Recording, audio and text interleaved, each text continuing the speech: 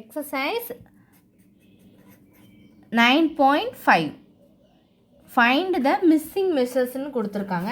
எந்த மெஷர் வந்து மிஸ் ஆகுதோ அதை வந்து கண்டுபிடிக்க சொல்லி அதாவது மிஸ்ஸிங்னா என்னது, எந்த இடத்துல ஆன்சர் இல்லையோ அதை வந்து கரெக்டாக கண்டுபிடிக்கணும். ஃபஸ்ட்டு ரோமன் லெட்டர் பாருங்கள், ஹெட்டிங் எழுதிக்கோங்க, ஃபைண்ட் த மிஸ்ஸிங் மெஷர்ஸ்.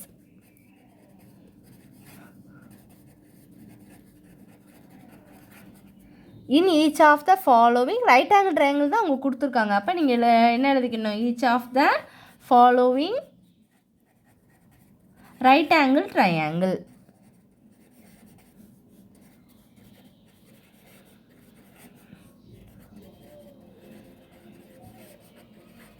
அப்போ என்ன வரும், அப்போது ஏ சம் தானே நம்ம பார்க்க போகிறோம். ஃபஸ்ட்டு வந்து ஏ பார்க்கலாமா. ஏ என்ன கொடுத்துருக்காங்க, ஏ டயக்ராம் நான் வரைகிறேன். டயக்ராம் புரிஞ்சால் தான் உங்களுக்கு சம்மு ஈஸியாக அண்டர்ஸ்டாண்ட் ஆகும். டயக்ராம் பாருங்கள். இப்போ இது வந்து ஏ, இது பி, இது சி, அப்படி தானே.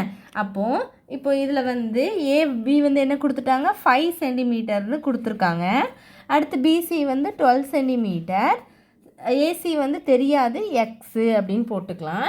இப்போ நம்ம ஃபைண்ட் அவுட் பண்ணலாமா. நம்மளுக்கு பித்தாகரஸ் தியரம் படி நம்ம எழுதிக்கணும், பை பித்தாகரஸ் தியரம்.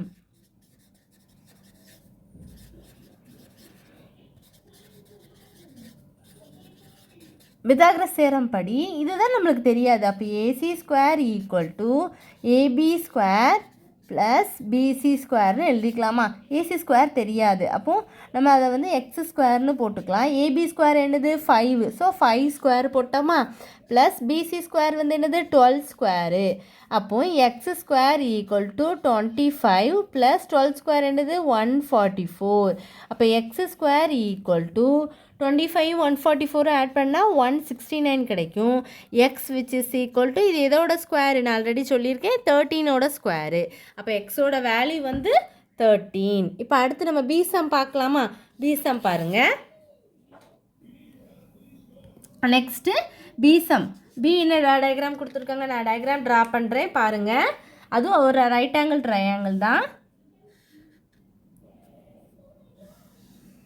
ஆனால் இந்த பக்கம் அவங்க வந்து என்ன சொல்லிட்டாங்க, 17 சென்டிமீட்டர்னு கொடுத்துட்டாங்க. 17 சென்டிமீட்டர், இது எக்ஸுன்னு கொடுத்துருக்காங்க, இது ஒய்ன்னு கொடுத்துருக்காங்க, இது இசட்டு. அப்போ இது 15 சென்டிமீட்டர் கொடுத்துருக்காங்க. இந்த இடம் நம்மளுக்கு தெரியாது, ஏ தெரியாது. ஏங்கிறத நம்ம ஃபைண்ட் அவுட் பண்ணணும். அப்போ நம்ம என்ன எழுதிக்கலாம், பை பித்தாகரஸ் தியரம். அது வந்து கண்டிப்பாக எழுதணும், பை பித்தாகரஸ்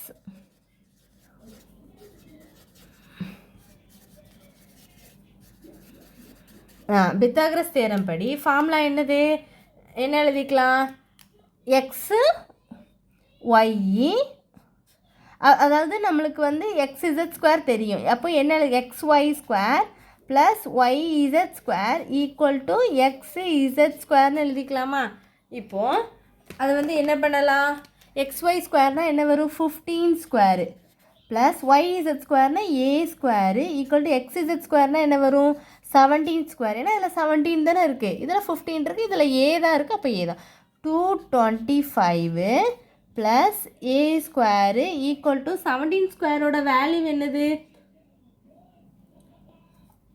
289. அப்போது நமக்கு ஏ ஸ்கொயர் தான் வேணும். A square equal to 289 plus அந்த பக்கம் போனால் minus 225. A square equal to 9ல் 5 போனால் 4, 8ல் 2 போனால் என்ன வரும் உங்களுக்கு, 6 வரும், அப்படி தானே. 2ல் 2 போனால் 0, அது நம்ம கன்சிடர் பண்ணவே மாட்டோம். அப்போ a which is equal to answer வந்து உங்களுக்கு என்னது 8 தான் கிடைக்கும். நீங்கள் புக் ஆன்சரும் செக் பண்ணி பாருங்கள். உங்களுக்கு 9.5ல் பி சம் வந்து உங்களுக்கு என்ன கிடைக்கும், ஏயோட வேல்யூ வந்து உங்களுக்கு என்ன தான், பி தான். இவ்வளோ தான் ஆன்சர். நீங்கள் வந்து டயக்ராமை வந்து கண்டிப்பாக புரிஞ்சுக்கிட்டிங்கன்னா என்ன பண்ணிடலாம், போட்டுடலாம் ஸ்டூடெண்ட்ஸ். அடுத்த சம் பார்க்கலாமா, சி சம் பார்க்கலாமா. இவ்வளோதான் வீடியோ. பி சம் வந்து இவ்வளோதான், ரொம்ப சிம்பிள். இதை சப்ட்ராக்ட் பண்ணி ஏ ஸ்கொயரோட வேல்யூ 64, அப்போ ஏயோட வேல்யூ எதோட ஸ்கொயருன்னு பார்க்கணும், 8. அடுத்து சி சம் பாருங்கள். சரி, சி சம் பார்க்கலாமா. சி என்ன கொடுத்துருக்காங்க, டயக்ராம் ட்ரா பண்ணவா. டயக்ராம் பாருங்கள். இதான் டயக்ராம். இதில் வந்து எது வந்து பியோட வேல்யூ QR, பி வந்து QR வந்து என்ன கொடுத்துருக்காங்க 21 சென்டிமீட்டர். இந்த பக்கம் நம்மளுக்கு தெரியாது ஒய்.